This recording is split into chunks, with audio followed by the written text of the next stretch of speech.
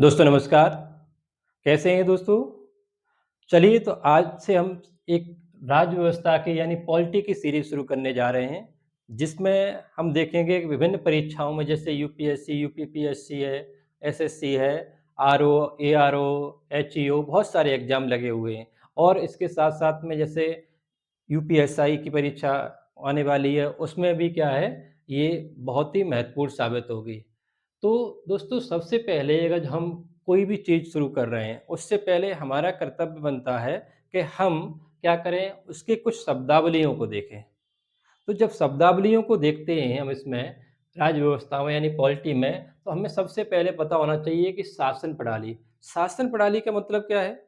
कि भई जो गवर्न कर रही है, यानी कोई भी एक ऐसी बॉडी है जो क्या कर रही है? शासन कर रही है। तो वही क्या है? शासन प्रणाली यानी उसमें कैसे-कैसे व्यवस्थाएँ रहती हैं, कहीं पर राजतंत्रात्मक होगी, कहीं लोकतंत्रात्मक होगी, यानी जगह-जगह पर जगह-जगह से अलग-अलग तरीके की हमें आपको व्यवस्थाएँ देखने को मिलती हैं।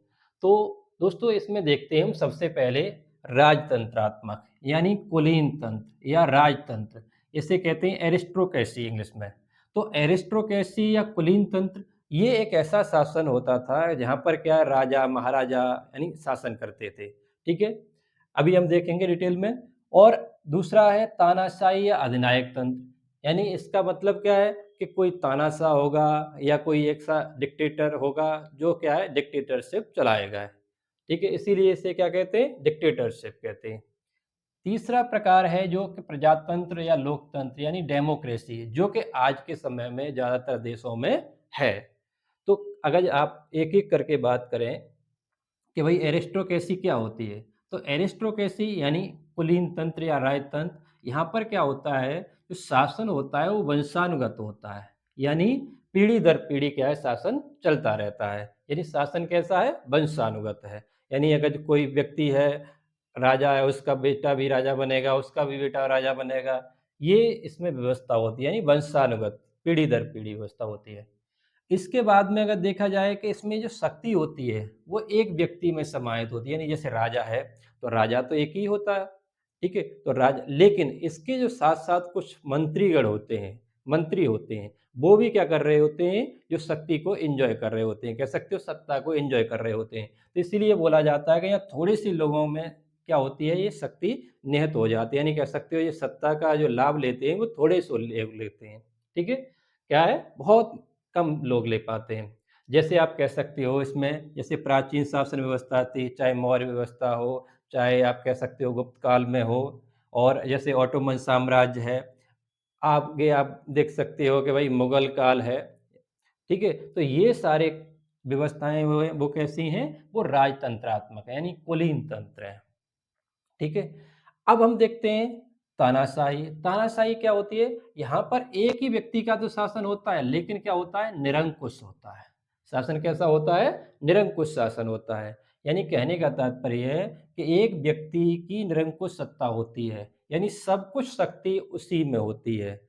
और वो जब तक शासन करता है, जब तक क्या है, वो शक्ति पर पकड़ रखता है। यानी कह सकते हो पावर पर जो पकड़ रखता है, तभी तक क्या करेगा, शासन कर पाएगा। क्यों? क्योंकि जैसे ही उसकी शक्ति क्षीण हुई, वैसे ही कोई न कोई और भी उठ के खड़ा हो जाएगा।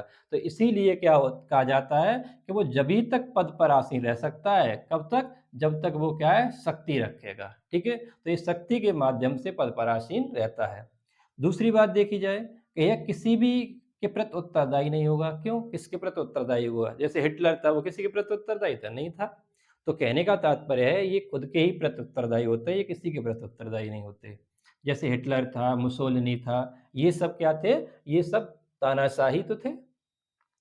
आप लोग कहोगे कि नहीं सर, इसमें तो इसमें भी तो एक व्यक्ति का शासन था। लेकिन इसमें आपने कभी देखा होगा कि ऐसा नहीं कि हर एक राजा क्या हो, तानाशाही हो। यानी कुछ राजा तानाशाह हो सकते हैं, लेकिन ज़रूरी नहीं है कि सारे राजा तानाशाह थे। बहुत-बहुत राजा बहुत-बहुत अच्छे हुए। तो कह सकते हो इसमें ज़रूरी नहीं है कि तानाशाह हो, लेकिन इसमें तानाशाह होगा ही होगा और निरंकुश भी होगा। यहाँ पर तो बहुत सारे राजा ऐसे थे, धर्म के लिए, लोक कल्याण के लिए बहुत अच्छा-अच्छा कार्य करते थे, बहुत अच्छे-अच्छे बातें करते थे। लेकिन यहाँ पर तो ऐसा कुछ नहीं है, यहाँ पर तो निरंकुश होता है, उसे कोई फ़र्क नहीं पड़ता है कि क्या होगा, क्या नहीं होगा, जो वो चाह रहा है वो होना चाहिए, ठीक है? तो इसी का मतलब है तानाशाही। जैसे हिटलर था, मुसोलिनी था, हिटलर आपको जर्मनी में पता है, उसके बाद मुसोलिनी पता है इटली में था, ठीक है? तो ये सब क्या थे? ये तानाशाही थे। अब आता है डेमोक्रेसी यानी प्रजातंत्र या लोकतंत्र। यह क्या होता है? ये जनता की सत्ता होती है। किसकी? जनता की। यानी कह सकते हो सत्ता किस में निहित होती है? जनता में। जैसे अपने यहाँ मान लो, अपने यहाँ क्या है? लोकतंत्र है, इन जनता जिसे चुन के भेज रही है वही शासन कर रहा है। तो इसका कहने का तात्पर्य है कि यहाँ सत्ता जो होती है वो किस में निहित होती है? जनता में निहित होती है, ठीक? और आज के समय अगर देखा जाए तो ये वर्तमान में सबसे ज़्यादा लोकप्रिय है, क्योंकि इसमें जनता भाग लेती है, इसलिए क्या है? ये लोकप्रिय है। तो कहने का तात्पर्य अगर आपसे पूछा जाए कि भई डेम कुलीन तंत्र या एरिस्टोक्रेसी क्या होती है? तो आप बता सकते हो कि ये राज व्यवस्था या वंशानुगत चीज़ें चली आती थी, ठीक है? उन्हें क्या बोलते हैं हम? राजतंत्र या कुलीन तंत्र बोलते हैं। और तानाशाह किसे बोलते हैं? जो कि व्यक्ति शक्ति के बल पर यानी पावर के बल पर क्या करता है? शासन करता है और निरंकुश शासन करता है। उससे कोई फ़र्क नहीं पड़ता कि क्या होगा, क्या नहीं होगा। ध्यान रखना, यहाँ पर क्या था? वंशानुगत था, यहाँ वंशानुगत नहीं हो सकता। जैसे ही कोई राजा या कोई व्यक्ति शक्ति से क्षीण हुआ, वैसे ही क्या है? सत्ता दूसरे के हाथों में जा सकती है। क्यों? क्योंकि और भी कोई हो सकता है उससे बलवान। तो कहने का तात्पर्य है यहाँ पर आप वंशानुगत नहीं हो सकते, ठीक? तीसरी बात आपको पता ही है डेमोक्रेसी जो कि जनता में निहित होती है। अगर आपसे पूछा जाए इस चीज़ को आप याद रखना। अब अगर जब बात कही जाए, हम दूसरी शब्दावली देखते हैं राज्य या देश। तो राज्य या देश किसी एक चीज़ से नहीं बनता है पहली बात तो, ठीक है? देश या राज्य किसी एक चीज़ से नहीं बनता है। लेकिन अब अगर देखो तो इसमें जो 4 महत्वपूर्ण अंग हैं राज्य के या देश के, ठीक? सबसे पहला क्या है? जनसंख्या। अगर मान के चलना किसी भी देश के पास में जनसंख्या ना हो, यानी सिर्फ़ और सिर्फ़ लैंड हो, ठीक है? या वहाँ पर और भी संसाधन हो, तो क्या कोई सरकार चल सकती है या देश चल सकता है? नहीं चल सकता। तो कहने का तात्पर्य है कि जनसंख्या होना आवश्यक है। अब एक बात बताइए, अब जनसंख्या तो है, लेकिन ये नहीं पता है कि हमारी सीमा कहाँ तक है, कहाँ तक नहीं है, यानी हमारा क्षेत्र कितना है, कितना नहीं है। तो अगर ये नहीं होगा तब भी देश सही नहीं है वो। तो इसका मतलब क्या है कि वो क्या हो? निश्चित भूभाग रखता हो। क्या रखता हो? निश्चित भूभाग रखता हो। कहने का तात्पर्य है एक प्रॉपर तरीके से लैंड एरिया होना चाहिए उसके पास में। अब बताओ जनसंख्या भी है और निश्चित भूभाग भी है, तो क्या कोई देश बन जाएगा? नहीं बन सकता है। क्यों? क्योंकि वहाँ पर कोई न कोई शासन चलाने वाली कोई सरकार होनी चाहिए। जब तक सरकार नहीं है तब तक क्या है? तब तक तो कुछ भी नहीं है। क्यों? क्योंकि व्यवस्थित तरीके से देश चल ही नहीं सकता है। शासन व्यवस्था, प्रशासन व्यवस्था नहीं होगी, तब तक क्या है कोई देश अच्छी तरह से नहीं चल सकता है। उसमें नियम, कानून कुछ होंगे ही नहीं, तो वो देश सही नहीं माना जाएगा, यानी चल ही नहीं सकता है। अब अगर जो ये तीनों हैं, मान के चलना जनसंख्या भी है, निश्चित भूभाग भी है, सरकार भी है, ये सब कुछ है, तब भी क्या कोई देश देश माना जा सकता है? नहीं माना जा सकता। जैसे आप लोग देखो कि 1947 कौन-सा? 1947 1947 में भी क्या? 15 अगस्त 15 अगस्त से पहले 15 अगस्त 1947 से पहले क्या भारत के पास संप्रभुता थी? तो नहीं थी। तो क्या भारत पूर्ण रूप से आज़ाद देश था? तो नहीं था। तो कहने का तात्पर्य ये है कि ये सब कुछ चीज़ें भी हों, लेकिन संप्रभुता नहीं है हमारे पास में, तो कोई भी देश एक देश नहीं माना जाएगा। तो सबसे महत्वपूर्ण इसीलिए बोला जाता है क्या है? संप्रभुता। ठीक है, अगर आपसे पूछा जाए कि देश में या देश के अंगों में सबसे महत्वपूर्ण तत्व कौन-सा है, तो वो कौन-सा है? संप्रभुता यानी सोवरेनिटी है, ठीक है? इस चीज़ को आप याद रखना।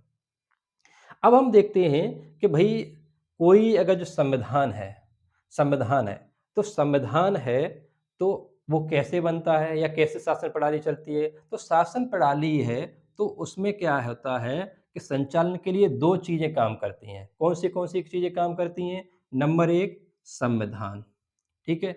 नंबर 2 सरकार। देखो हमने ये 3-4 नंबर का क्या है ये बुकेट बनाई है। देखो जैसे मान के चल लो हमने पहली बना दी क्या है शासन प्रणाली, ठीक है? दूसरी बुकेट क्या बना दी राज्य या देश, तीसरा संविधान, चौथा सरकार। यानी एक-एक शब्दों को पहले कवर कर लें उसके बाद में राज्य व्यवस्था तो पढ़ेंगे ही पढ़ेंगे। लेकिन यहाँ से भी आजकल क्वेश्चन हर एक परीक्षा में आ रहे हैं। क्योंकि पहले नहीं आते थे लेकिन आज के समय में जो जीएस का दायरा बढ़ा है तो यहाँ से क्वेश्चन आ रहे हैं इसलिए आपको ये कवर करवा रहे हैं। और ऐसा नहीं है कि सिर्फ यूपीएससी में, यूपीपीएससी में आ रहे हैं। आज के समय में एसएससी है, यूपीएसआई है और भी बहुत बहुत सारी परीक्षाएँ, आरओ है। आज तक तो अब तो ये हो रहा है कि कांस्टेबल तक में बहुत अच्छे यहाँ से क्वेश्चन आ रहे हैं। आप देखना नहीं तो कई बार ये पूछा गया है कौन-सा इसमें देश का या राज्य का अंग नहीं है, इसमें दे देगा फिर ये 4 हैं, इसमें से 3 दे देगा, 1 नहीं देगा, तो वही क्या हो जाएगा? वो नहीं होगा। तो ये 4 अंग कौन से हैं? जनसंख्या, निश्चित भूभाग, सरकार और संप्रभुता, ये याद होने चाहिए आपको, ठीक है? ये आपको कैटेगराइज़ेशन करना आना चाहिए कि किसे हम लोकतंत्र कहेंगे, किसे प्रजातंत्र कहेंगे, ठीक है? उसके बाद में अगर हम देखते हैं कि जो हमारी शासन प्रणाली है, वो क्या है? संचालन जब होता है, 2 तरीके से होता है। एक तो क्या होती है? संविधान होना चाहिए। जब संविधान नहीं है तो क्या है शासन प्रणाली नहीं चल सकती है। दूसरी बात सरकार होनी चाहिए। तो हम इसमें क्या करते हैं सबसे पहले संविधान को देखते हैं, सरकार को हम बाद में देखेंगे, पहले हम संविधान के बारे में पढ़ेंगे, ठीक है? तो अगर बात कही जाए कि संविधान क्या है? तो भई संविधान अगर जो आपसे पूछा जाए कि संविधान क्या है? तो संविधान क्या है? किसी देश की व्यवस्था चलाने का एक मौलिक नियम है। यानी कोई देश अगर चलाया जा रहा है, उसके लिए व्यवस्था बनाई जा रही है, तो कोई न कोई नियम बनाए जा रहे हैं। यानी उन्हीं नियमों को क्या कहते हैं हम? संविधान कहते हैं। ठीक है? वही नियम तो संविधान में होते हैं। तो कहने का तात्पर्य संविधान क्या है? किसी देश की व्यवस्था चलाने का मौलिक नियम है। इसके बिना कोई देश नहीं चल सकता है। ठीक है? देखो संविधान क्या होता है, अगर दूसरा पॉइंट देखा जाए तो संविधान है अगर आपसे पूछा जाए संविधान लिखित होता है या अलिखित होता है या दोनों तरह का? तो दोनों तरह का हो सकता है। कैसे? कि भाई लिखित और या अलिखित दोनों प्रकार का हो सकता है। कैसा? लिखित या अलिखित दोनों प्रकार का संविधान हो सकता है। तो कहने का तात्पर्य अगर हम कहें कि संविधान क्या है, तो संविधान लिखित या अलिखित दस्तावेज है, जिसमें किसी देश के मौलिक सिद्धांतों और नियमों का क्या होता है? उल्लेख होता है। अगर आपसे एक लाइन में पूछा जाए कि संविधान क्या है? तो संविधान क्या है? लिखित या अलिखित ऐसा दस्तावेज है, जिसमें किसी देश के मौलिक नियम और सिद्धांतों का उल्लेख होता है। जैसे आप एग्ज़ाम्पल में कह सकते हो, सरकार की संरचना यानी सरकार कैसी होगी, सरकार कैसे चलेगी, संसदात्मक सरकार है या अध्यक्षात्मक सरकार है, ये हम सब एक-एक करके देखेंगे, ठीक है? सरकार कैसी है यानी संरचना, शक्ति उसमें कैसे डिवाइड हो रही हैं, राज्यों के केंद्र के बीच में कैसे डिवाइड हो रही हैं, ये सब चीज़ें क्या है संविधान में लिखी हुई हैं, हमारे में लिखी हैं कि नहीं लिखी हैं?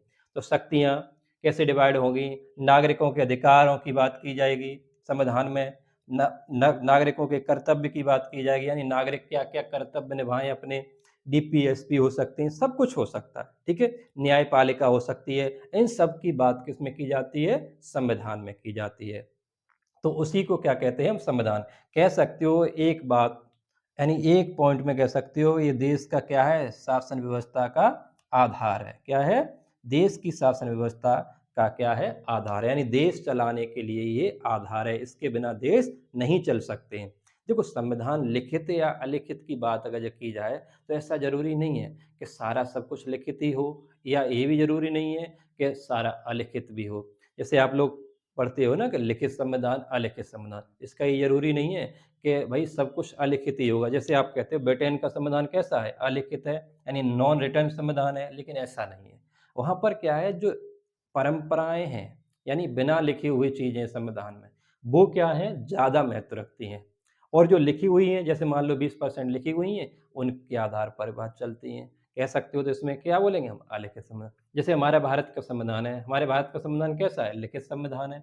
लेकिन ऐसा ज़रूरी तो है नहीं कि सारी सब चीज़ें संविधान के हिसाब से ही चलती हैं, यानी संविधान में सब लिखी हुई हैं, ऐसा तो नहीं। हमने देखा है हमने कई बार संसद में विभिन्न-विभिन्न कानूनों का या रेफ़रेंस लिया जाता है या विभिन्न-विभिन्न नियमों का रेफ़रेंस लिया जाता है, यानी वो संविधान में है ही नहीं, ठीक है? इसका तात्पर्य क्या है कि ज़रूरी नहीं है कि हर चीज़ लिखी हुई हो, ठीक है? कि ये लिखित है तो उसमें परंपराएँ भी भाग लेती हैं। अब हम बात करते हैं देखो सरकार में हम बाद में पढ़ेंगे, पहले हम संविधान पे बात चलें। अगर आपसे कह दिया जाए कि भई अच्छा संविधान कौन-सा हो सकता है? तो अच्छा संविधान कौन-सा हो सकता है? तो हम यहाँ पर देख ले रहे हैं थोड़ा कि अच्छे संविधान के गुण, अच्छे संविधान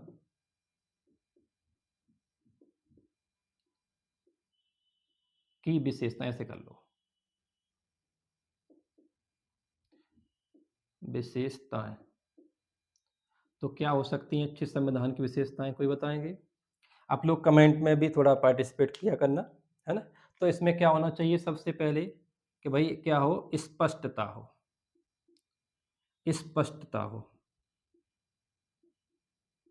ठीक है? यानी उसमें सब जो चीज़ें लिखी हुई हैं, स्पष्ट होना चाहिए, ज़्यादा क्लिष्ट नहीं हो जाना चाहिए। और ज़्यादा क्लिष्ट हो जाएगा तो वो समाधान समाधान नहीं रहेगा, है ना? फिर तो वो बहुत ज़्यादा क्लिष्ट अगर जो लैंग्वेज हो गई, क्लिष्ट लॉ हो गए उसमें, तो वो समझ में नहीं आता है फिर, है ना? दूसरी बात क्या है, निश्चितता होनी चाहिए।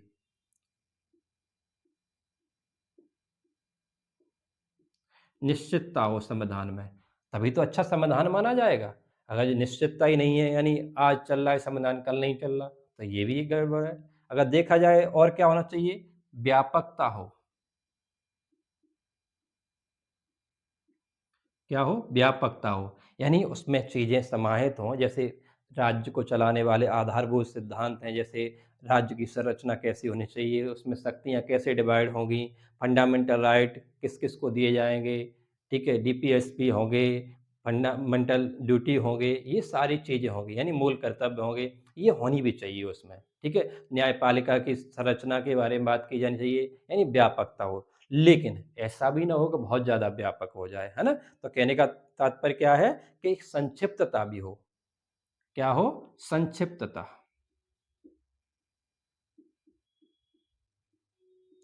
संक्षिप्तता भी होनी चाहिए। एक गुण ये भी है। नेक्स्ट गुण क्या हो सकता है कि वो क्या हो, कह सकते हो कठोर और लचीले का मिश्रण होना चाहिए। किसका? कठोर और लचीले लचीले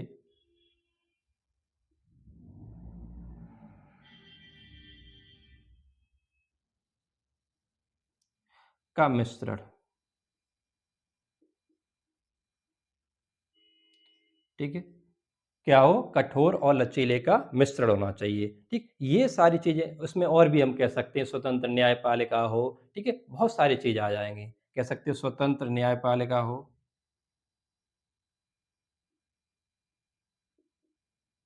स्वतंत्र न्यायपालिका,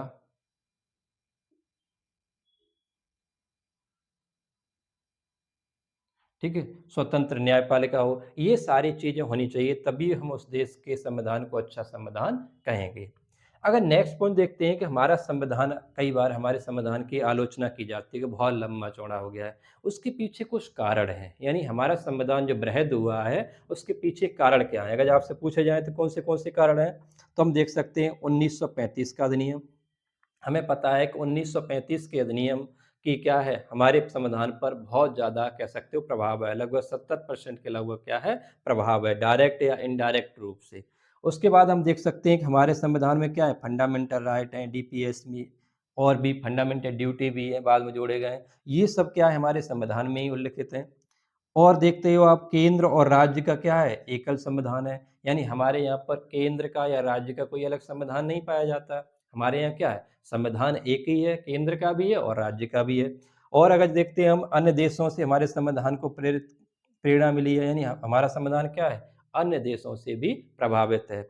और उसी के साथ-साथ बोला जाए कि भई और क्या हो सकते हैं, तो कह सकते हो सहायक पहलू। सहायक पहलुओं में कौन से हो सकते हैं, अगर हम देखें तो सहायक पहलुओं में हम देखें कि सहायक पहलू कौन से हो सकते हैं। तो सहायक पहलू अगर हम देखें तो इलेक्शन कमीशन, ठीक है? यूपीएससी, यूपीपीएससी सब हो जाएँगे, है ना? उसके बाद में आप कह सकते हो फाइनेंस कमीशन, ये सब क्या है आदि, ये सब हमारे संविधान में एक ही में लिखे हुए हैं।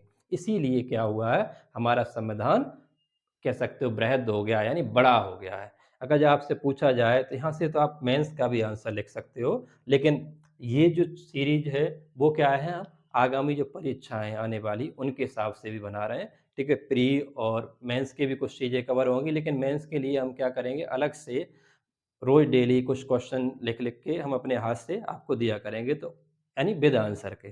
तब फिर क्या होगा, उससे ज़्यादा अच्छे कंप्लीट हो जाएगा। लेकिन आपको करना क्या है, इस चीज़ को देखना है, इसको लिखना है। उसके बाद में हम पीवाईक्यू लगवा देंगे, ठीक है? ऑब्जेक्टिव टाइप के। उसके बाद में आपकी ये चीज़ें क्या हो जाएँगी, बहुत अच्छी कंप्लीट हो जाएँगी और रिवाइज़ भी हो जाएँगी। तो चलिए आप लोग पहले इसका स्क्रीनशॉट ले लीजिए। तो चलिए दोस्तों, अब हम देखते हैं संविधान का वर्गीकरण। यानी संविधान का जो वर्गीकरण है, क्लासिफिकेशन है, वो कैसे किया जा सकता है। कौन से देश में कौन से तरह के संविधान पाए जाते हैं। विभिन्न-विभिन्न देशों में विभिन्न-विभिन्न तरीके के संविधान पाए जाते हैं, नहीं, अलग-अलग संविधान अलग-अलग देशों में पाए जाते हैं। वो कौन से होते हैं। और यहाँ से क्वेश्चन आजकल बहुत बन रहा है हर एक परीक्षा में। और हाँ, इसका जो क्लास का एक फ़ोटो लेकर हम या स्क्रीनशॉट लेकर आपको पीडीएफ फॉर्म में भी दे देंगे। वो टेलीग्राम चैनल पर मिल जाएगा। टेलीग्राम चैनल का लिंक आपको इसके कमेंट बॉक्स में और हम डिस्क्रिप्शन में दे देंगे। वो वहाँ से जाके आप टेलीग्राम से भी जुड़ जाओ। वहाँ से क्या होगा, नोटिफ़िकेशन वगैरह भी जल्दी आपको क्लासों का मिल जाया करेगा। और वहाँ पर हम रोज़ डेली पेपर वगैरह की कटिंग वगैरह भी हम डालते रहते हैं। तो चलिए हम क्लासिफिकेशन करते हैं संविधान का। तो संविधान का जो वर्गीकरण है वो 3 आधार पर मुख्य रूप से किया जाता है। सबसे पहले भौगोलिक या शक्ति के आधार पर, यानी या तो ज्योग्राफिकली और या पावर के आधार पर। दूसरा किया जाता है संशोधन, यानी संविधान में कौन से संविधान में संशोधन ईज़ी हो जाते हैं, कौन से में कठिन होते हैं, इस चीज़ पर हम देखेंगे।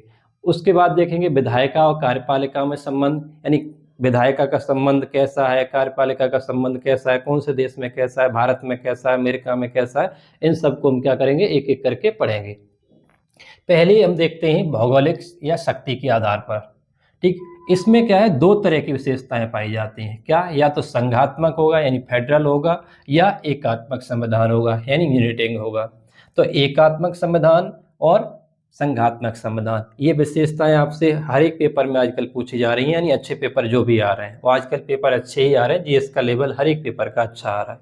तो हमें क्या करना चाहिए, सही से देख लेना चाहिए कौन-सी विशेषता किस-किस की है। तो अगर देखा जाए संघात्मक में, तो इसकी विशेषता क्या है, यहाँ शक्तियों का विभाजन होता है। किसका? शक्तियों का विभाजन, यानी जो पावर होती है वो स्पष्ट रूप से डिस्ट्रीब्यूट कर दी जाती है केंद्र में और राज्यों में। जैसे अमेरिका में है, अमेरिका में राज्यों को अलग शक्तियाँ हैं, केंद्र को अलग शक्तियाँ हैं, यानी वहाँ स्पष्ट विभाजन होता है देखा जाए तो। तो संघात्मक व्यवस्था की पहली विशेषता क्या है कि यहाँ शक्तियों का स्पष्ट विभाजन होता है, किसमें? केंद्र और राज्यों के बीच।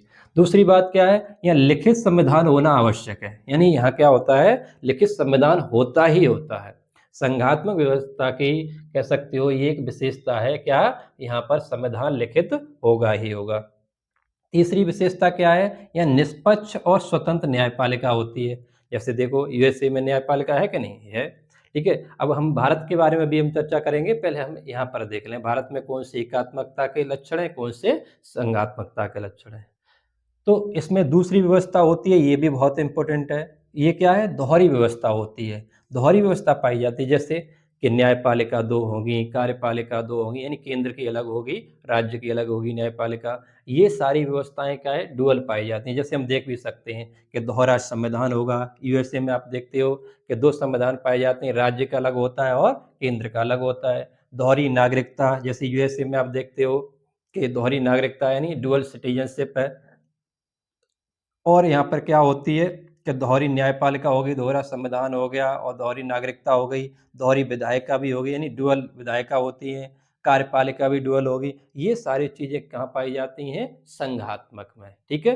फेडरल में पाई जाती हैं। अब फेडरल का अगर आपसे बोला जाए, भई कौन से ऐसे देश हैं वो फेडरल सिस्टम रखते हैं, तो यूएसए है, कनाडा है, ऑस्ट्रेलिया है, जर्मनी है और भी देश हैं, ठीक है? जैसे मलेशिया है, ये सारे देश क्या हैं, इसमें आ जाएँ, कौन से में? संघात्मक व्यवस्था में।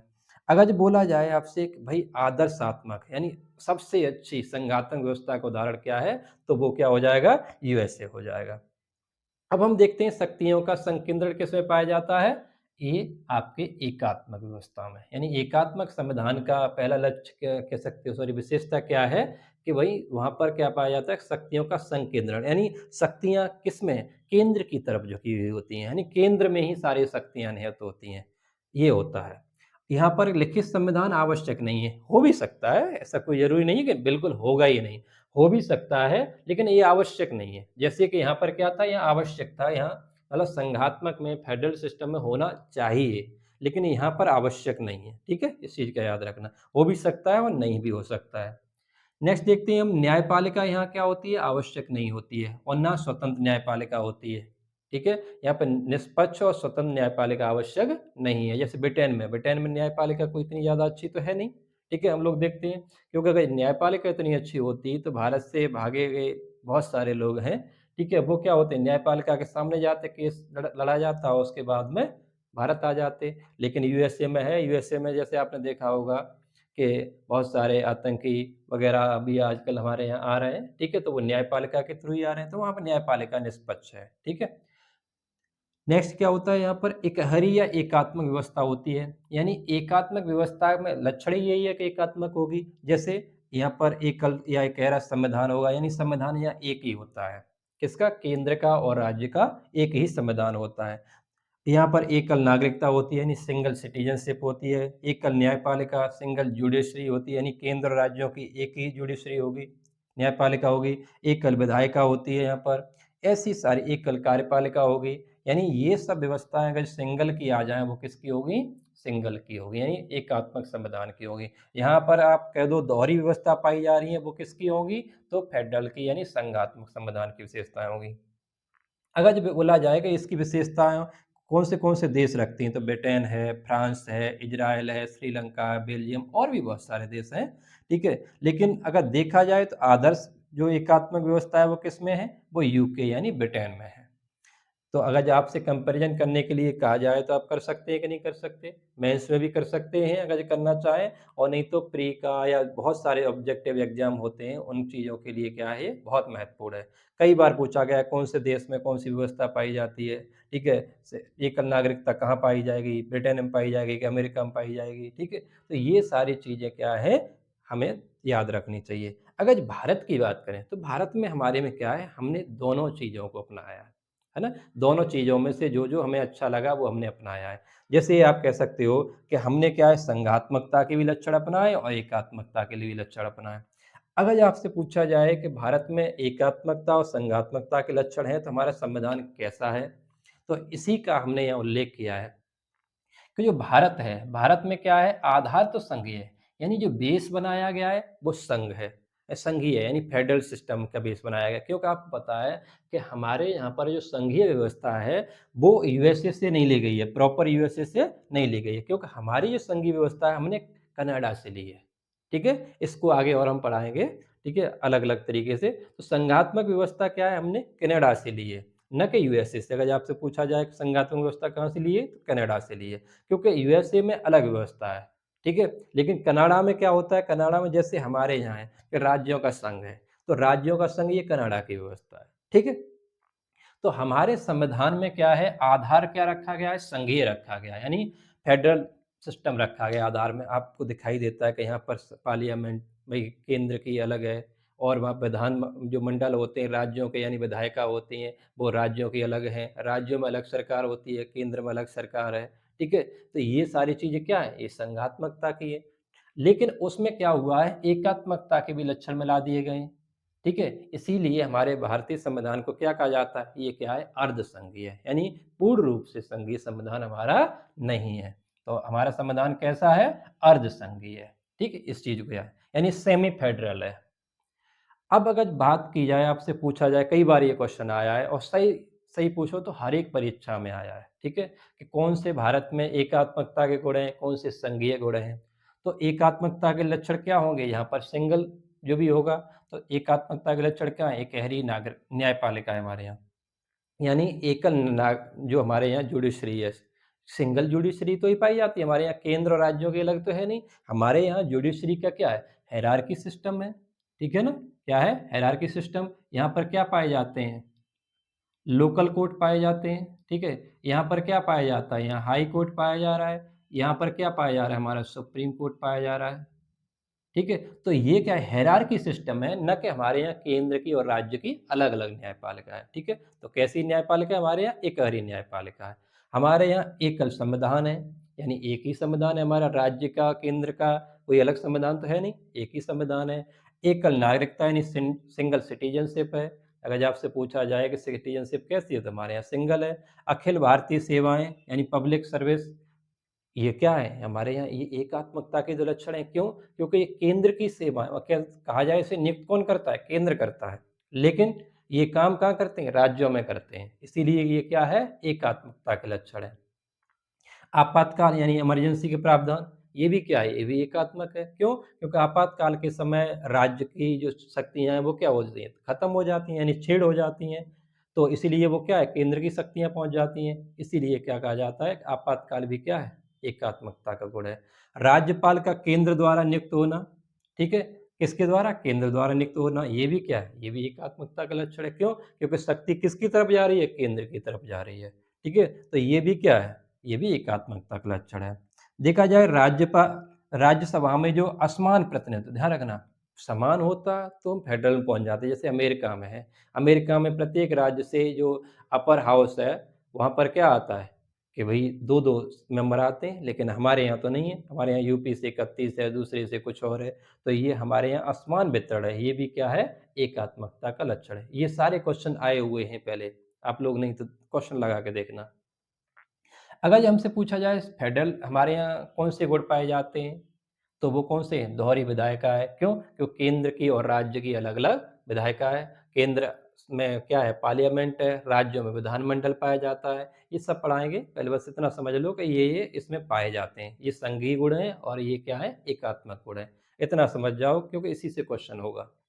तो दोहरी विधायिका पाई जाती है, दोहरी कार्यपालिका पाई जाती है। क्यों? क्योंकि राज्यों में राज्यपाल होता है, राज्यपाल के नेतृत्व में जो सरकार चल रही होती है। और देखो, नेतृत्व का मतलब ये होता है कि वहाँ पर राज्यपाल राज्यों में क्या होता है, सरकार का प्रमुख होता है। अगर आप राजनीतिक नेतृत्व देखेंगे, मंत्रिमंडल का नेतृत्व देखेंगे, तो वो वहाँ मुख्यमंत्री हो जाएगा। लेकिन सरकार जो होती है, वो मुखिया कौन होता है उसका, राज्यपाल ही होगा राज्यों में। और केंद्र में कौन होता है, राष्ट्रपति होता है। ठीक है? तो कहने का तात्पर्य क्या है, कार्यपालिका भी दोनों की अलग-अलग है। लिखित संविधान है, अब आप देखो यहाँ पर लिखित संविधान किसका हमने उदाहरण बताया कि भाई लिखित संविधान किसका है, फेडरल सिस्टम का, यानी संघीय गुण है ये। ठीक? तो लिखित संविधान अगर से पूछा जाए किस कौन-सा गुण है, तो ये संघीय गुण है। स्वतंत्र और निष्पक्ष न्यायपालिका भी है हमारे यहाँ, तो ये भी कौन-सा हो जाएगा, संघीय गुण। ध्यान रखना, एकल ना अगर न्यायपालिका आपसे पूछे, तो वो एकात्मक गुण है। लेकिन ये पूछे स्वतंत्र और निष्पक्ष न्यायपालिका, ये किसका गुण है, तो वो संघीय गुण है। ठीक? इस चीज़ को आप लोग याद रखना। और अब आपने देखा होगा समय-समय पर भारत के बारे में बहुत सारे विचारकों ने विचार दिए हैं कि संविधान कैसा है, भारत का संविधान कैसा है, ठीक है? तो ये चीज़ हमने कवर कर ली, यहाँ से क्वेश्चन आता है, कई बार क्वेश्चन आए हुए हैं। तो अगर बोला जाए अर्धसंघीय यानी सेमी फेडरल सिस्टम, तो ये किसने बोला है? तो ये के.सी. व्हीलर साहब ने बोला है, ठीक? आप अगर बोलो कि एकात्मक संघवाद है, यानी एकात्मक संघवाद है, एकात्मकता की ओर झुका हुआ क्या है, संघवाद है। ये भी किसने? के.सी. व्हीलर ने ही बोला है। अगर जो बोलो सहयोगी संघवाद, ये ग्रीनवेल ऑस्टिन या जी ऑस्टिन, कहीं-कहीं जी ऑस्टिन आ जाएगा, कहीं ग्रीन ऑस्टिन आ जाएगा, ग्रीनवेल ऑस्टिन आ जाएगा। तो ये हो जाएगा इसका आंसर। सौदेबाजी का संघवाद, ये मॉरिस जेम्स ने बोला है। यानी भारत के बारे में कहा है कि सौदेबाजी का संघवाद है। ये किसने बोला है? मॉरिस जेम्स ने। और कठोर और मुलायम संघवाद, ये किसने बोला है? ये लिविंगस्टोन ने बोला है। किसने बोला है? लिविंगस्टोन ने बोला है। एक और बात आप लोग नोट डाउन कर लेना, अगर कहीं आए कि भई डॉक्टर भीमराव अम्बेडकर ने संविधान के बारे में क्या बोला है, तो यहाँ लिख देते हैं कि संविधान को संविधान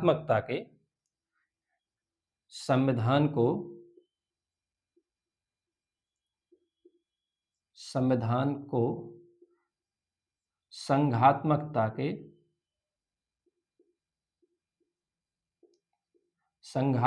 के तंग ढांचे में तंग ढांचे में संघात्मकता के तंग ढांचे में ढाला गया है। ठीक है? ये अगर आपसे पूछ चलिए कि ये किसने बोला है? ढाला गया है। तो ये किसने बोला है? Doctor B R Ambedkar.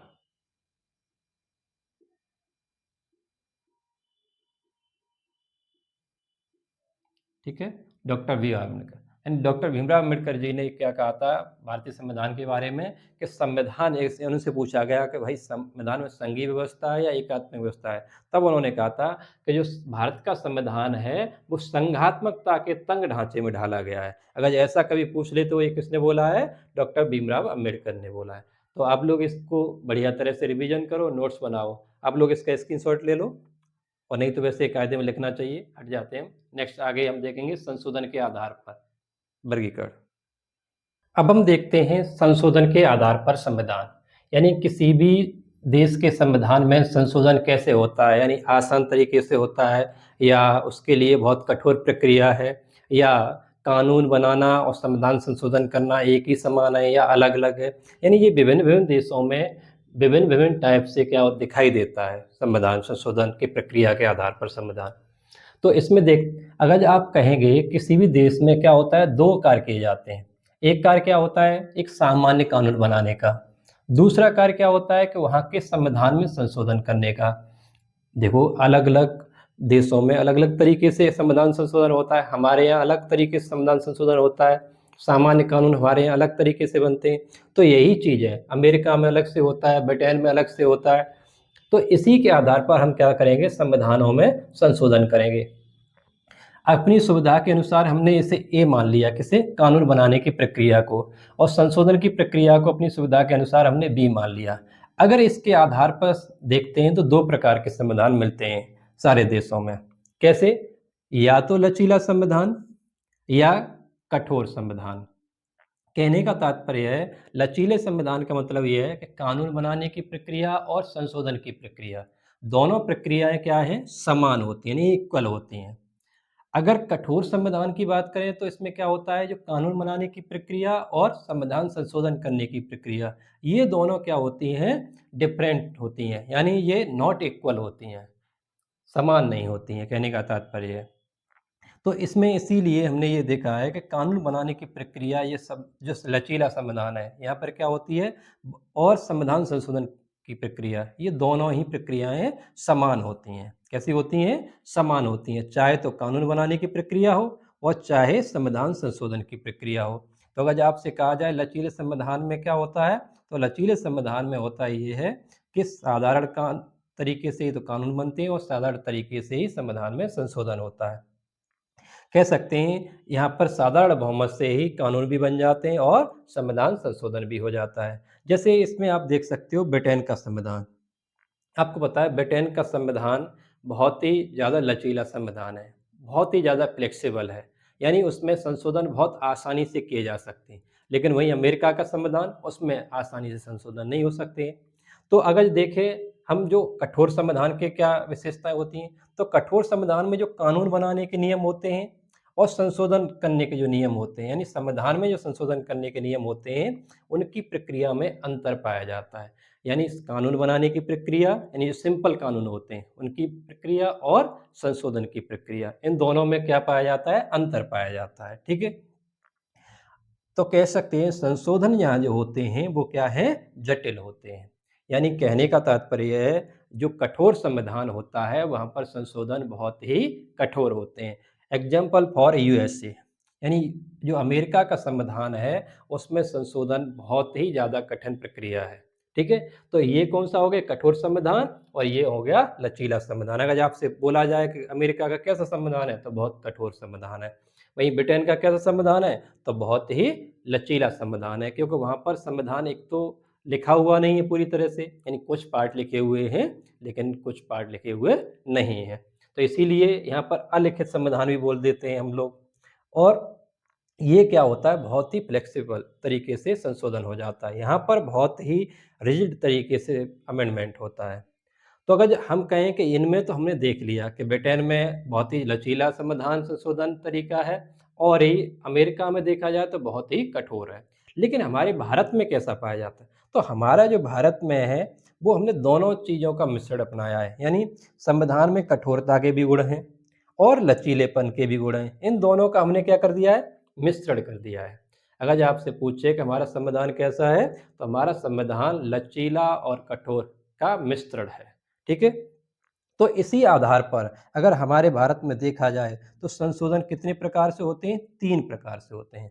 अगर आपसे पूछ ले कि भारतीय संविधान में संशोधन कितने प्रकार से होते हैं, तो कितने प्रकार से? तो 3 प्रकार से होते हैं। ठीक है? जैसे अगर हम देखें तो कैसे होते हैं, तो अब हम इधर देखते हैं क्या, भारत में जो संविधान संशोधन के प्रकार हैं वो कौन से हैं। देखो, यहाँ से बहुत सारे क्वेश्चन बनते हैं, आप लोग जब क्वेश्चन लगाएंगे तब देखेंगे कि हाँ, हम कंटेंट कहाँ लेके जा रहे हैं, कोई भी क्वेश्चन नहीं बचेगा आपका। ठीक है, तो साधारण बहुमत से संशोधन होता है भारत में एक तो, दूसरा होता है विशेष बहुमत से, तीसरा होता है विशेष बहुमत प्लस आधे या आधे से अधिक राज्यों के अनुशंसा या अनुसमर्थन से। तो इसमें क्या होता है साधारण में एक्चुअली में होता क्या है कि इसमें संविधान संशोधन ईमानदारी में नहीं माना जाता है और देखा जाए तो क्यों? क्योंकि ना तो यहाँ नंबर मिलता है और ना ही इसके लिए विशेष बहुमत की आवश्यकता होती है।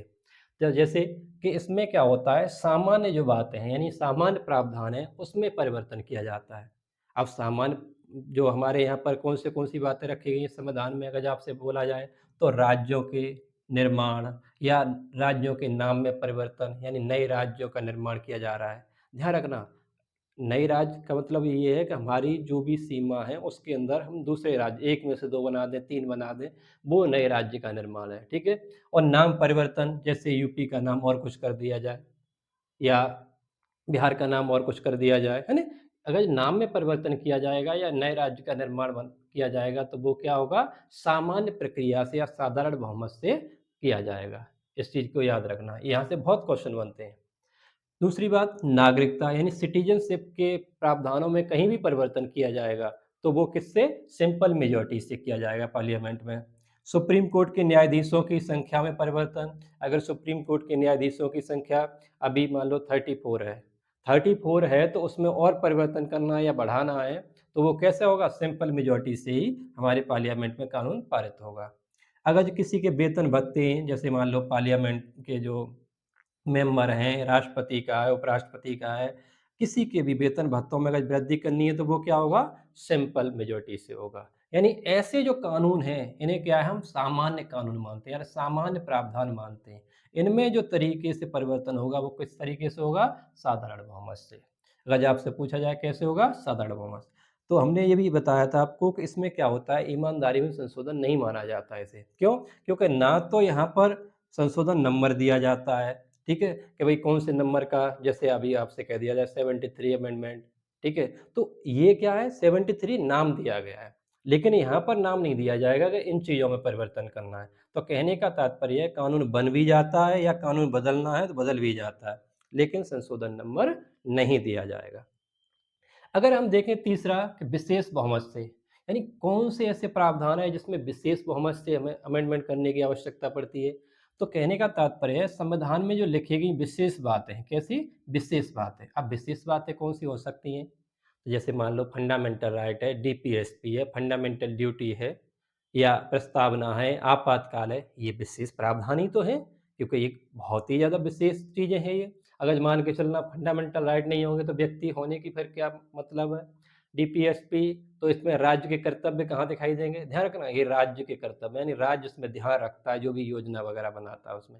फंडामेंटल ड्यूटी यानी लोगों के कर्तव्य, लोगों के जब राइट हैं तो कर्तव्य भी होने चाहिए। प्रस्तावना यानी हमारी प्रेम्बल है, आपातकाल यानी इमरजेंसी है। ऐसी चीज़ों में परिवर्तन किया जा रहा है तो उसमें क्या होगा, विशेष बहुमत की आवश्यकता होगी।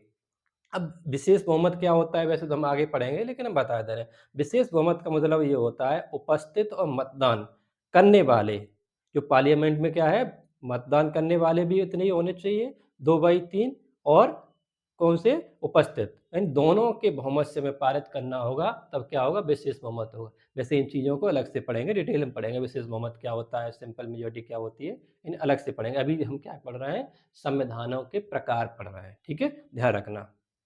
तो अगर जो आपसे पूछा जाए विशेष प्रावधान कौन से हैं या विशेष तरीके से संशोधन किस-किस में होगा, तो फंडामेंटल राइट में, डीपीएसपी में या मान लो फंडामेंटल ड्यूटी में, प्रस्तावना में, आपातकाल में, यहाँ पर कोई परिवर्तन करना है तो वो विशेष बहुमत से होगा, ठीक। अब तीसरा बात आती है कि विशेष बहुमत और या 1/2 यानी आधे या आधे से अधिक राज्यों का अनुसमर्थन। यानी क्या है, ये वाली प्रक्रिया तो अपनाई जाएगी विशेष बहुमत की, या उपस्थित और मतदान देने वाले दोनों का 2/3 करना पड़ेगा। लेकिन उसके साथ-साथ में करना क्या पड़ेगा, आधे या आधे से अधिक राज्यों का भी अनुसमर्थन लेना पड़ेगा। यानी यहाँ से पार्लियामेंट से पारित बिल को फिर राज्यों के पास भेजा जाएगा, जिसमें कि आधे या आधे से अधिक राज्यों का अनुमोदन होना आवश्यक है, यानी अनुसमर्थन होना आवश्यक है। अब इसमें कौन से चीज़ आएँगे, देखो इस चीज़ में एक चीज़ ध्यान रखो कि इसमें वो सब चीज़ें आएँगी जिसमें एक राज्यों के हित प्रभावित हो रहे हों। यानी केंद्र के साथ-साथ राज्यों के भी हित प्रभावित हो रहे हों, वो सारी चीज़ें आ जाएँगी। ठीक है? कुछ एग्ज़ाम्पल में हम देखते हैं, जैसे केंद्र राज्य संबंध, ठीक है? या संघवाद पर प्रभाव, केंद्र राज्य संबंधों पर कोई प्रभाव पड़ रहा है या संघवाद पर कोई प्रभाव पड़ रहा है। यानी इनको प्रभावित करने वाली जो चीज़ें हैं या प्रावधान हैं, उनमें क्या किया जाएगा? परिवर्तन किया जाएगा। तो कहने का तात्पर्य ये है कि संघवाद और केंद्र राज्य संबंधों से संबंधित जो भी मुद्दे होंगे, अगर उनमें परिवर्तन किया जा रहा है तो कौन से तरीके से किया जाएगा? विशेष बहुमत और आधे या आधे से अधिक राज्यों के अनुसमर्थन से। ठीक है? जैसे कौन से प्रावधान हो सकते हैं? आप कह सकते हो 4th और 7th शेड्यूल हो सकते हैं, यानी चौथी और 7वीं अनुसूची हो सकती है, क्योंकि चौथी में आपको पता है राज्यसभाओं के स्थान दिए गए हैं, 7वीं में आपको पता है केंद्र और राज्य की भी शक्तियों का विभाजन किया गया है। तो ये दोनों में राज्य की बातें आ रही हैं, तो जब राज्य की बात आ रही है तो इसका मतलब क्या है? तो ये केंद्र राज्य संबंधों की बात आ गई, ठीक है? केंद्र राज्य संबंधों की बात आ गई तो किससे? विशेष बहुमत आधे या आधे से अधिक राज्यों के समर्थन से। तो कहने का तात्पर्य अब राष्ट्रपति के निर्वाचन की जो प्रक्रिया है, आपको पता है राष्ट्रपति के निर्वाचन में कौन-कौन भाग लेता है? तो आपको पता है जो संसद होती है उसके जो दोनों पार्ट होते हैं यानी लोकसभा और राज्यसभा, इसके निर्वाचित सदस्य होते हैं और क्या होता है विधानमंडल के, यानी कह सकते हो हमारे जो एमएलए होते हैं इसके निर्वाचित सदस्य होते हैं। तो ये क्या करते हैं तीनों, ठीक है? या जिस यूटी में जैसे मान लो पौंडीचेरी है, दिल्ली है, उस यूटी में अगर विधानसभा है केंद्र शासित प्रदेश में, तो उसके निर्वाचित सदस्य क्या करते हैं? भाग लेते हैं। कहने का मतलब है यहाँ राज्य आ गया ना, ठीक है? यहाँ राज्य आ गया, तो राज्य आ गया तो इसका मतलब क्या है? केंद्र राज्य संबंध या संघवाद पर प्रभाव पड़ रहा है। तो इसलिए क्या है राष्ट्रपति के निर्वाचन की जो प्रक्रिया है, उसमें अगर जो परिवर्तन हो रहा है तो वो कौन-सा रहेगा? विशेष बहुमत या आधे से अधिक राज्य। अब देखा जाए केंद्र राज्य की कार्यपालिका शक्ति में परिवर्तन, केंद्र की अब मान लो कितने विषय केंद्र के पास रहने हैं, कितने राज्यों के दिए जाने हैं। अगर ऐसा कुछ परिवर्तन करना है तब भी क्या होगा? यही प्रोसेस अपनाई जाएगी। अगर जीएसटी का प्रावधान जैसे मान जीएसटी में क्या है? जीएसटी केंद्र और राज्य दोनों की है। अगर बात की जाए कि केंद्र की है जीएसटी और राज्यों की भी जीएसटी है। जीएसटी 3 प्रकार की है, केंद्र और राज्य और एक इंटीग्रेटेड। तो अगर इसमें राज्य शामिल हो गए इसका मतलब क्या है? ये संघवाद पर प्रभाव डालेगा। जब संघवाद पर प्रभाव डालेगा तो ये प्रोसेस अपनाई जाएगी, ठीक?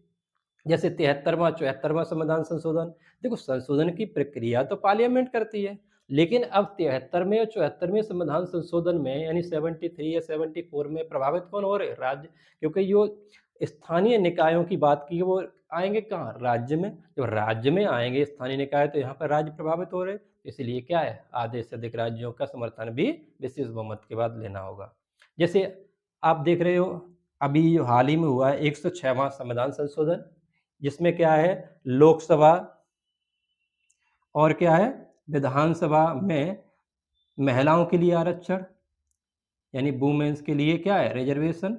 तो वुमेन्स के लिए रिजर्वेशन जो बात की गई है वो किस में 106वें संविधान संशोधन में बात की गई है।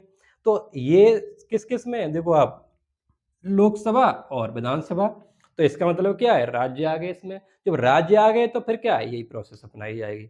तो कहने का तात्पर्य ये है कि अगर यहाँ पर केंद्र राज्य संबंध या संघवाद पर प्रभाव पड़ता है तो ये प्रोसेस अपनाई जाएगी, यानी कौन सी विशेष बहुमत और आधे या आधे से अधिक राज्यों का अनुसमर्थन। तो आप लोगों को समझ में आया होगा ये। अगर आप बात की जाए कि यो अगर बात करें विशेष बहुमत और विशेष बहुमत प्लस आधे से ज़्यादा राज्यों का, तो इसमें अगर हमने कह दिया कि भाई ये क्या है बी है, ये कह दिया हमने क्या है सी है, ये कह दिया हमने क्या है ए, देखो इससे क्या होता है आसान हो जाता है, चीज़ें दोबारा-दोबारा नहीं लिखनी है ना? तो अगर देखा जाए तो बी और सी दोनों मिला के यानी इसमें भी और इसमें भी, किसी में भी संशोधन हो, तो क्या होगा कानून बदला जाएगा, साथ ही साथ क्या होगा संविधान संशोधन नंबर भी दिया जाएगा। तो संशोधन नंबर कौन से को दिया जाता है? विशेष बहुमत और विशेष बहुमत प्लस आधे-आधे से अधिक राज्यों को, ठीक है? ये चीज़ ध्यान रखना है। किसे दिया जाता है? इन दोनों को दिया जाता है, बी और सी को। अब देखो एक पते की बात बताएँ, बहुत बढ़िया, कि संविधान संशोधन आप अपने भारत में प्रक्रिया देखते हो, तो ये प्रक्रिया तो आपने पढ़ ली। आपको कुछ नहीं 2 बातें और पढ़ लो, ठीक है? 2 बातें क्या हैं कि जो संविधान संशोधन है भारत में, संविधान संशोधन। ये जो प्रक्रिया है वो कहाँ दी गई है? कहाँ दी गई है? तो आपको पता है भाग क्या है? 20 है और आर्टिकल क्या है? 368 है। अगर आपको ये 2 चीज़ और पता चल गई तो अपने भारत में संविधान संशोधन की प्रक्रिया आपने पढ़ ली। ठीक है? तो इस चीज़ को भी आप क्या करना, नोट डाउन कर लेना। आपको दोबारा से संविधान संशोधन भारत में पढ़ने की आवश्यकता नहीं पड़ेगी। ठीक है? तो अब हम तीसरा वाला देखते हैं। आप लोग इसका एक स्क्रीनशॉट ले लीजिएगा। हम हट जाते हैं। चलिए अब देखते हैं विधायिका तथा कार्यपालिका में संबंध के आधार पर संविधान। यानी जो विधायिका होती है और कार्यपालिका होती है उसमें क्या-क्या संबंध पाया जाता है, कौन से संविधान में या कौन से देश में, उस चीज़ को अब हम देखते हैं। तो इसमें 2 प्रकार की व्यवस्थाएँ पाई जाती हैं। एक तो क्या होती है संसदीय व्यवस्था यानी पार्लियामेंट्री सिस्टम और दूसरी होती है अध्यक्षीय व्यवस्था जिसे प्रेसिडेंशियल सिस्टम कहते हैं। तो अध्यक्षीय जो व्यवस्था है वो अमेरिका जैसे देशों में पाई जाती है और जो संसदीय व्यवस्था है जैसे भारत, ब्रिटेन आदि देशों में पाई जाती है। अब हम इसके एक-एक की विशेषताएँ देखते हैं क्योंकि यहाँ से विशेषताओं से कई बार क्वेश्चन पूछे गए हैं और इसीलिए हमें क्या करना चाहिए, इस विशेषताओं को देख लेना चाहिए एक-एक करके। तो संसदीय जो व्यवस्था है उसकी विशेषता क्या है? यह कार्यपालिका और विधायिका है, उसमें अच्छा संबंध पाया जाता है। क्या संबंध पाया जाता है? अच्छा संबंध पाया जाता है। और विधायिका जो होती है, उसी के सदस्य क्या करते हैं? कार्यपालिका का निर्माण करते हैं या कार्यपालिका को बनाते हैं। तो अगर आपसे कहा जाए कि जो संसदीय व्यवस्था है उसमें कार्यपालिका का निर्माण कौन करता है? तो विधायिका के सदस्य ही करते हैं। जैसे एग्जाम्पल फॉर भारत में क्या होता है विधायिका यानी पार्लियामेंट या कह सकते हो राज्य विधानमंडल, उसके जो सदस्य होते हैं वही क्या करते हैं? कार्यपालिका निर्माण यानी सरकार का निर्माण करते हैं। देखो सरकार और विधायिका अलग-अलग चीज़ है। ठीक है? सरकार और पार्लियामेंट अलग-अलग चीज़ है। पार्लियामेंट का काम होता है विधि बनाने का, कार्यपालिका का यानी सरकार का काम होता है सरकार चलाना यानी देश को चलाना।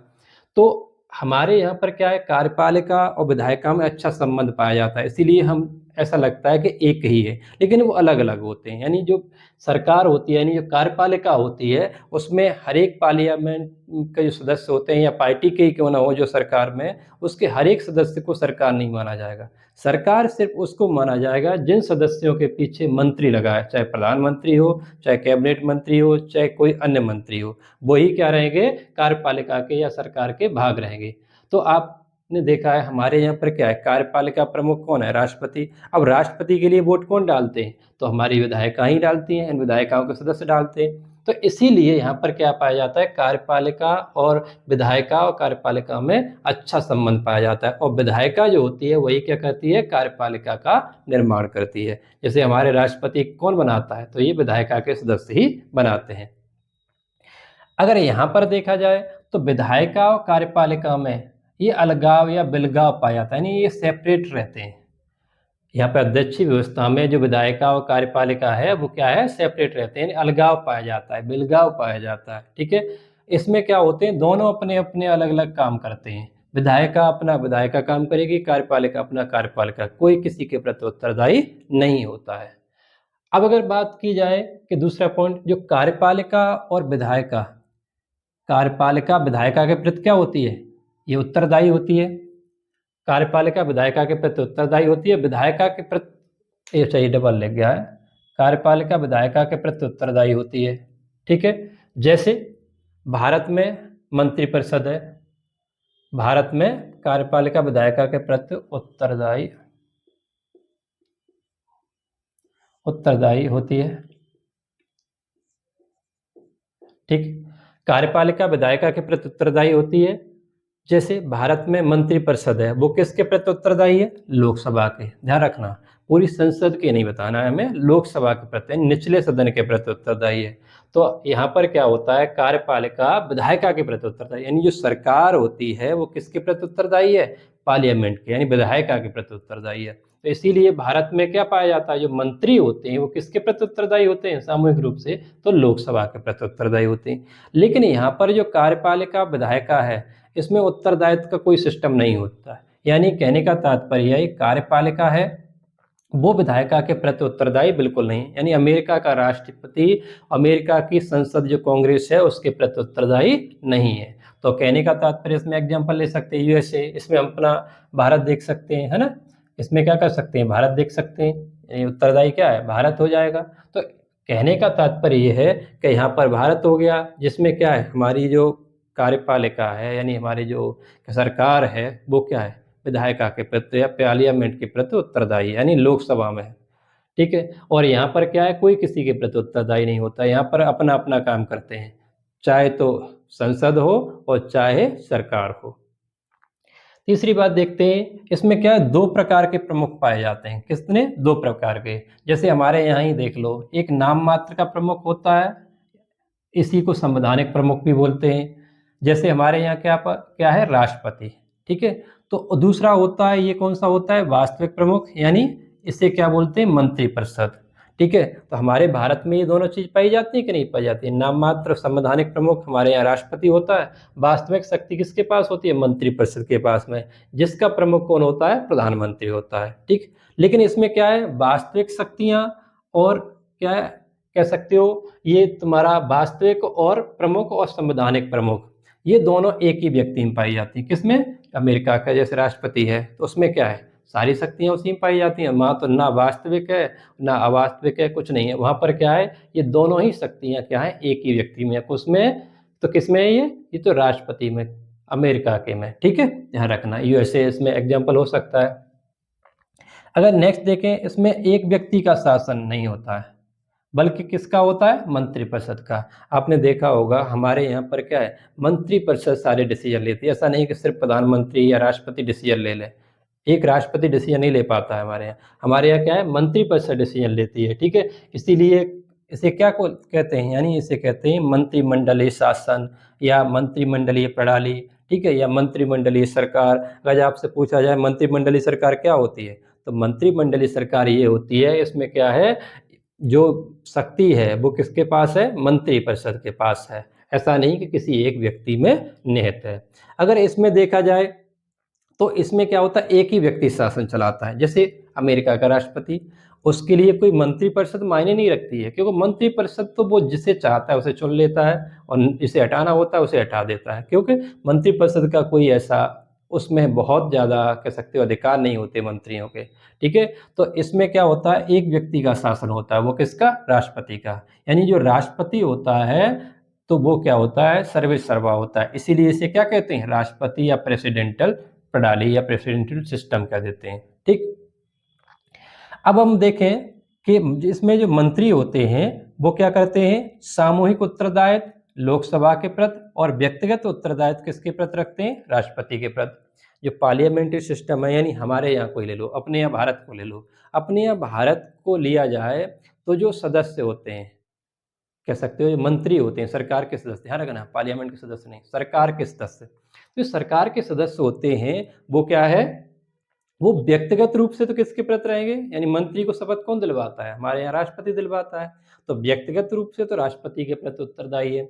लेकिन अगर जो बोला जाए सामूहिक रूप से, तो आपको पता है कि मंत्रिपरिषद वही बना सकता है जिसका लोकसभा में बहुमत होगा, यानी सरकार वही चला सकता है जिसका लोकसभा में बहुमत होगा। तो इसीलिए क्या है, सामूहिक उत्तरदायित्व किसके प्रति रहेगा, लोकसभा के प्रति रहेगा। बात समझ में आई। लेकिन यहाँ पर क्या है, यहाँ पर सब एक ही उत्तरदायित्व रहता है, एक ही व्यक्ति का उत्तरदायित्व होता है, वो किसका है, राष्ट्रपति के प्रति। इसमें कोई सामूहिक वामूहिक उत्तरदायित्व की जरूरत नहीं है। क्यों, क्योंकि इस मंत्रियों का एक ही उत्तरदायित्व है, जब तक राष्ट्रपति चाहेगा तब तक रखेगा, और मंत्री भी किसके प्रति उत्तरदायी होंगे, राष्ट्रपति के प्रति। यहाँ पर सामूहिक उत्तरदायित्व का कोई मतलब नहीं होता है, यहाँ पर सिर्फ व्यक्तिगत उत्तरदायित्व होता है, वो भी किसके प्रति, राष्ट्रपति के प्रति होता है। क्योंकि इसमें मंत्रिपरिषद किसी के प्रति उत्तरदायी नहीं होती है, जिससे राष्ट्रपति चुनना चाहता है मंत्री उसे चुन देता है। अमेरिका में ऐसा तो है नहीं कि कोई व्यक्ति कोई चुनाव जीत के आए तभी मंत्री बनेगा, ऐसा कुछ भी नहीं है। इसमें क्या है, राष्ट्रपति जिस व्यक्ति को चाहे चाहे अपने परिवार के ही भर ले, है ना, लेकिन इसमें किसी को भी चुन सकता है, वो ये स्वतंत्र है राष्ट्रपति। इसीलिए इसमें क्या है, सामूहिक उत्तरदायित्व नहीं पाया जाता। अगर बात की जाए इसमें संसदीय व्यवस्था में, इसमें पीएम का पद पाया जाता है। जैसे अपने यहाँ पर प्रधानमंत्री का पद होता है कि नहीं होता है, लेकिन अमेरिका में प्रधानमंत्री का पद नहीं होता है। इसलिए जो अध्यक्षात्मक व्यवस्था है या प्रेसिडेंशियल प्रणाली है, उसमें क्या है प्रधानमंत्री का पद नहीं पाया जाता है। अगर हम नेक्स्ट देखें मंत्रियों की जो स्थिति होती है संसदीय व्यवस्था में महत्वपूर्ण होती है। अपने यहाँ देखो मंत्री एक-एक मंत्री बहुत अच्छी पावर रखता है और बहुत अच्छी स्थिति में होता है। लेकिन अमेरिका में ऐसा नहीं है। अमेरिका में जब राष्ट्रपति चाहे तब क्या कर देता है, उसे हटा के फेंक देता है। तो इसमें क्या होता है मंत्रियों की स्थिति कैसी होती है? कमज़ोर होती है। यानी मंत्रियों के लिए कोई ऐसा निश्चित टाइम नहीं है, निश्चित तरीका नहीं है, कोई मतलब नहीं। जिस व्यक्ति को रखना चाह रहा है, राष्ट्रपति उसको रखे, नहीं रखना चाह रहा है, उसे निकाल के भगा दे। लेकिन इसमें क्या होता है देखो कार्यपालिका का शासन अनिश्चित होता है। यानी कहने का तात्पर्य है कार्यपालिका का मतलब ये है सरकार। तो सरकार जो होती है इसमें अनिश्चित होती है। क्यों? क्योंकि क्या पता कब लोकसभा विघटित हो जाए, क्या पता कब जो गठबंधन की सरकार चल रही है वो अलग-अलग हो जाए, यानी सेपरेट हो जाए वो दल, गठबंधन तोड़ दें। ये क्या पता कोई दल को तोड़ के कोई दूसरे दल में चला जाए, लेकिन दल बदल कानून उस पर लागू नहीं होना चाहिए और लागू हो रहा है तो नहीं काम चलेगा, ठीक है? तो कहने का तात्पर्य है कि इसमें क्या है अनिश्चितता पाई जाती है, यानी इसमें कोई निश्चित सरकार नहीं होती है। लेकिन राष्ट्रपति प्रणाली में या अध्यक्षीय प्रणाली में क्या होता है निश्चित होता है समय कार्यपालिका का सरकार का। क्यों? क्योंकि वहाँ पर जो प्रेसिडेंट होता है उसका 4 वर्ष का कार्यकाल निश्चित है। लेकिन हमारे यहाँ ना तो प्रेसिडेंट का कार्यकाल ऐसा निश्चित है कि भई हटाया नहीं जा सकता है। अमेरिका में ऐसा है कि हटाया ही नहीं जा सकता, ठीक है?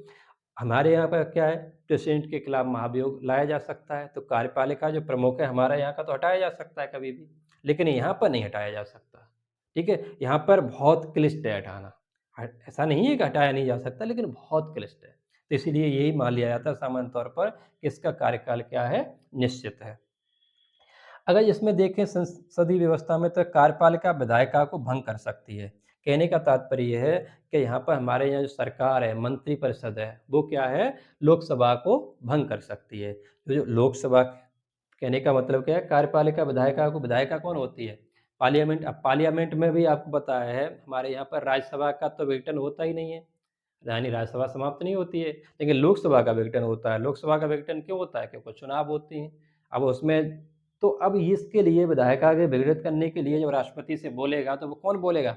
तो मंत्रिपरिषद बोलेगी यानी कार्यपालिका करेगी। तो कहने का तात्पर्य है मंत्रिपरिषद की सलाह पर राष्ट्रपति क्या कर सकता है? यहाँ पर विधायिका को भंग कर सकता है, यानी कह सकते हो लोकसभा को भंग कर सकता है। विधायिका का मतलब यहाँ पर लोकसभा से लगाना, ठीक है?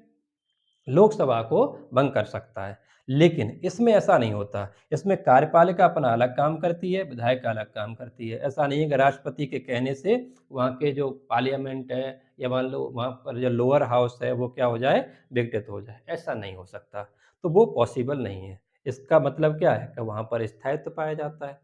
अब हम इसके कभी-कभी ये पूछ लिया जाता है कि अध्यक्षीय प्रणाली या संसदीय प्रणाली के कौन से गुण हैं, कौन से दोष हैं, तो उनको देख लेते हैं। जैसे अगर देखें हम संसदीय व्यवस्था के गुण, तो संसदीय व्यवस्था के गुण क्या होते हैं? यहाँ विधायिका और कार्यपालिका के बीच अच्छा सामंजस्य पाया जाता है, यानी अच्छे संबंध पाए जाते हैं। जैसे अभी हमने देखा यहाँ विधायिका और कार्यपालिका में एक ही सदस्य होते हैं, ठीक है? मंत्रिपरिषद में क्या है? वही सदस्य हैं, जो कि कहाँ है? विधायिका में हैं, यानी पार्लियामेंट में हैं। तो कहने का मतलब ये है यहाँ अच्छा सामंजस्य पाया जाता है, यानी अच्छे संबंध पाए जाते हैं।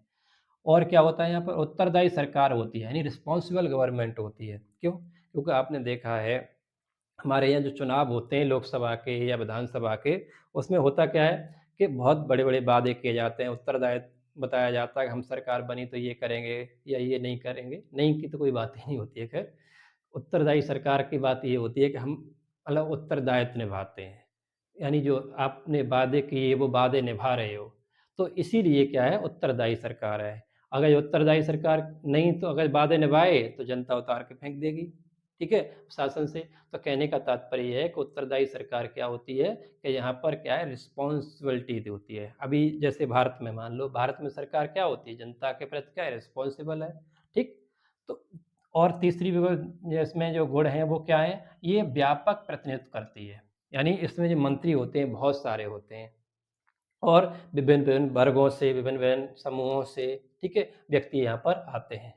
और इसमें क्या होता है निरंकुशता पर रोक होती है, यानी ऐसा नहीं हो सकता कि राष्ट्रपति निरंकुश हो जाए हमारे यहाँ पर। क्यों? क्योंकि नहीं तो क्या कर दिया जाएगा, भाई मंत्रिपरिषद के या कह सकते हो विधायिका के मंत्रिपरिषद तो ख़ैर इसमें उसका ही साथ देगी या ना भी दे, कहने का तात्पर्य है। तो विधायिका है जो यानी संसद है वो क्या कर सकती है?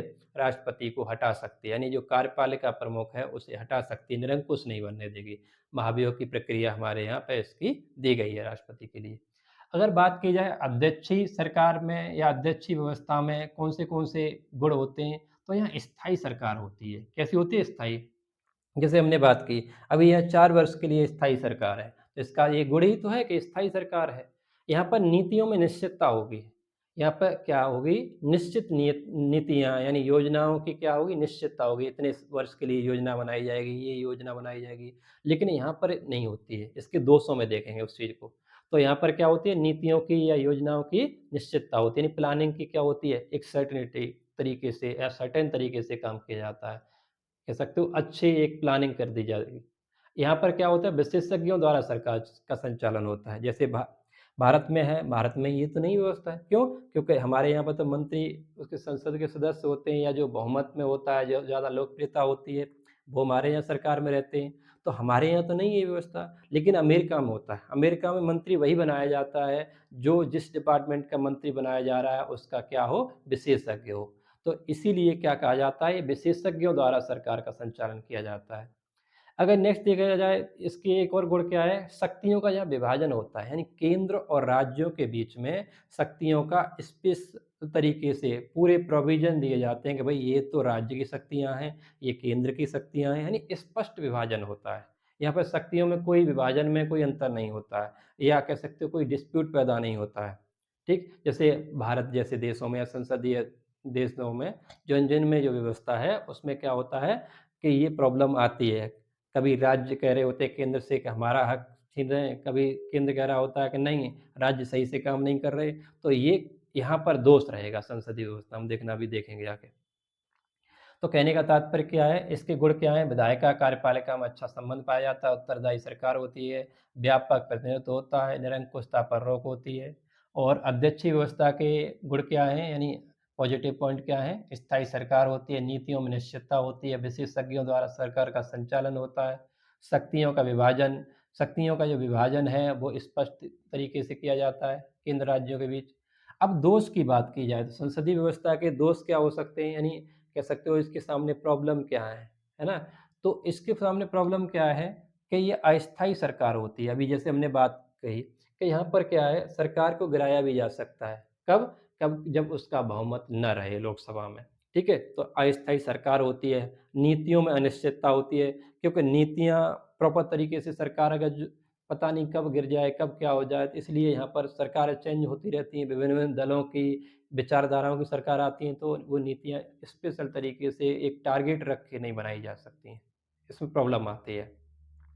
उसके बाद शक्तियों का स्पष्ट विभाजन नहीं होता है। जैसे अभी अपने भारत में देखो राज्य केंद्र पर आरोप लगाते रहेंगे, कुछ केंद्र कहता है नहीं राज्य हमारे कहने से हमारे हिसाब से नहीं कर रहे, अपनी दायरे से बाहर जा रहे हैं। ये सारी चीज़ें आपने देखी होगी अभी, है ना? अभी बहुत सारे एनआईए और ईडी, सीबीआई के जो भी बहुत सारे मैटर हैं, जैसे अभी बंगाल का मैटर चल रहा है ना? तो उसमें केंद्र कह रहा है कि नहीं ये केंद्र के अंडर में है, ठीक है? और जैसे अभी फिनिशिंग की बात की जा रही है बीएसएफ के कौन-सा एरिया बढ़ाया गया है ना? तो जो एरिया बढ़ाया गया है बॉर्डर के आस-पास बंगाल में, पश्चिम बंगाल में, तो वो पश्चिम बंगाल सरकार कह रही है हम फिनिशिंग के लिए तभी हम जगह देंगे, जब क्या है कि बीएसएफ का जो दायरा है वो कम करो। तो ये सारे डिस्प्यूट चलते रहेंगे यहाँ पर, ठीक है? तो ये एक प्रॉब्लम है इसकी संसदीय व्यवस्था की। और क्या होता है अकुशल व्यक्तियों द्वारा सरकार का संचालन होता है। इसमें ये ज़रूरी नहीं है कि जो मंत्री बना है वो बहुत बड़ा विशेषज्ञ हो उसी चीज़ के बारे में, है ना? ये सारी प्रॉब्लम रहती है क्योंकि यहाँ पर लोकप्रियता जिसकी ज़्यादा होगी, वही क्या बन जाएगा, मंत्री बन जाता है। तो इसलिए यहाँ पर क्या ये प्रॉब्लम रहती है। अब अध्यक्षीय व्यवस्था के भी कुछ न कुछ दोष हैं, ठीक है? इसके सामने भी कोई न कोई प्रॉब्लम है। तो यहाँ पर को क्या होता है विधायिका और कार्यपालिका के बीच टकराव बना रहता है। क्यों? क्योंकि विधायिका कहती है कि ये काम नहीं करेंगे, कार्यपालिका कहती है ये करो, है ना? कोई से भी काम जैसे अमेरिका में आप देख सकते हो राष्ट्रपति कहते हैं विधायिका से, विधायिका कहती है नहीं अभी नहीं, बाद में देखेंगे। तो ये वाली प्रॉब्लम यहाँ पर रहती है। यहाँ गैर उत्तरदायी सरकार होती है, राष्ट्रपति किसी के प्रति उत्तरदायी नहीं है, यानी एकदम निरंकुशता की जैसे अभी अमेरिका में देखा जा रहा है। तो कह सकते हो यहाँ पर गैर उत्तरदायी यानी कोई रिस्पॉन्सिबिलिटी नहीं होती है किसी के प्रति। यहाँ पर क्या होता है सीमित प्रतिनिधित्व होता है। यहाँ पे कुछ ही व्यक्तियों के पास में सत्ता होती है। कह सकते हो एक ही व्यक्ति होता है जो मेन होता है वो कौन होता है? राष्ट्रपति होता है। अब जब राष्ट्रपति होता है, राष्ट्रपति के सहयोग के लिए वो अपने लोगों को रखता है, अपने लोगों को रखेगा, उसे ज़रूरत नहीं है कि वो उसके इलेक्शन जीत के आएँ, ना आएँ, कोई विशेषज्ञ हो, अपने हिसाब से रखेगा। तो इसीलिए क्या है, यहाँ सीमित प्रतिनिधित्व होता है, यानी सीमित लोगों का यहाँ पे पार्टिसिपेशन होता है। इसमें निरंकुशता की संभावना बनी रहती है, जैसे अभी हमने देखा, ठीक है? क्यों? क्योंकि राष्ट्रपति निरंकुश हो सकता है वहाँ पर, क्योंकि ये निश्चित कार्यकाल है उसका। क्या है? निश्चित कार्यकाल है। जब निश्चित कार्यकाल है, यहाँ पर देखा 4 वर्ष का, ठीक है? इसीलिए क्या है, ये दिक्कत आ जाती है, तो कभी-कभी यह राष्ट्रपति निरंकुशता की ओर भी चला जाता है। तो दोस्तों, ये हमने संविधान का वर्गीकरण कर लिया और इसका आप स्क्रीनशॉट ले लीजिएगा, और ये जो स्क्रीनशॉट है, लेके हम भी आपको पीडीएफ फॉर्म में दे देंगे, और ये आप लोगों को अच्छा लगे इनिशिएटिव, तो हम और भी आगे ये काम करते रहेंगे, और आप अपने साथियों को ये शेयर भी कर सकते हैं।